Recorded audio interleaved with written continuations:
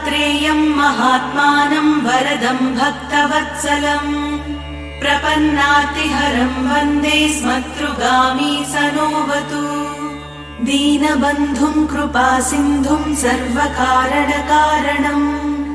सर्वरक्षाकरं वन्दे स्मतृगामी सनोवतु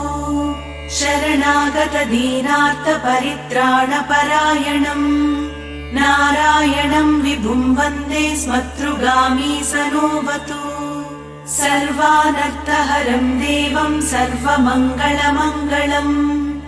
सर्वक्लेशहरं वन्दे स्मतृगामी सनोवतु ब्रह्मण्यं धर्मतत्त्वज्ञं भक्तकीर्तिविवर्धनम् भक्ताभीष्टप्रदं वन्दे स्मतृगामी सनोवतु शोषणं पापपङ्कस्य दीपनं ज्ञानते